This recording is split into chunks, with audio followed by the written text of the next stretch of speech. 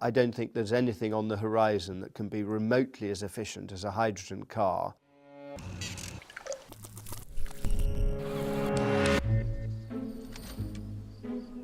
In a tiny workshop in Wales, just down the road from these sheep, a motley crew of engineers and designers from a range of backgrounds, astronautical engineering, nuclear submarines, Williams Formula 1 team, are building what they think is the car of the future.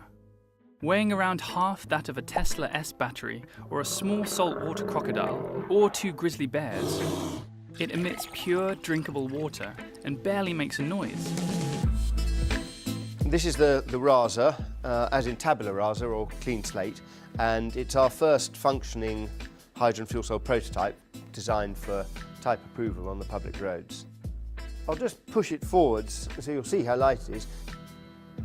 I think the car looks fantastic. It does split opinion a lot because it's quite unconventional, but if you're producing a very, very small, highly aerodynamic and efficient car, that's what it's going to look like. It's got its clamshell doors. Of course, it's very small. It's not designed for any kind of vanity. It's designed to work. So if ever there was a case of form following function, it's the River Simple Rasa. So this is the boot, and the fuel cell and the hydrogen tank are all in this sealed compartment here, and this is a decent sized boot designed to be at least a week shopping for a family of 4, 2 EasyJet suitcases and a case of wine.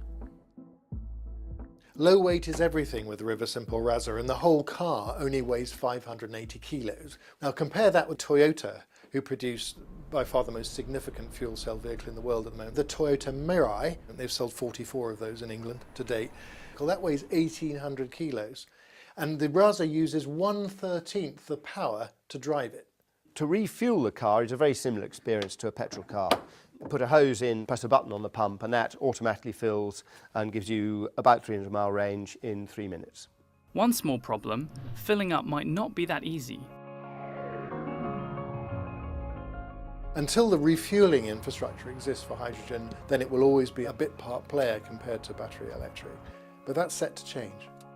I think everybody's accepted now that petrol engines are on the way out, and people are rather grasping at straws thinking that batteries are the only solution. The problem is we have 30 million cars in the UK. It is inconceivable to have battery charging stations for 30 million cars. Infrastructure isn't the only challenge. Embracing hydrofuel on a global scale will require a global mind shift and an understanding that hydrogen as fuel isn't dangerous, stored in tanks designed to withstand massive pressure.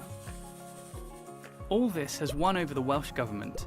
Thanks to their backing and crowdfunding, Hugo Spowers' team will be releasing 20 cars onto Welsh roads in 2018. The River Simple story, and Hugo Spowers, who is behind it, is an astonishing story. He's really the Henry Ford of his day in many respects. And the fact that he's achieved what he has almost from his kitchen table is absolutely staggering. He's not in it for the money. He's in it for the principle of creating sustainability in transport as an ideology, really. With the global hydrogen fuel cell market expected to rapidly expand each year until 2021, you may well be seeing Hugo and his team's cars quietly on the roads in the near future.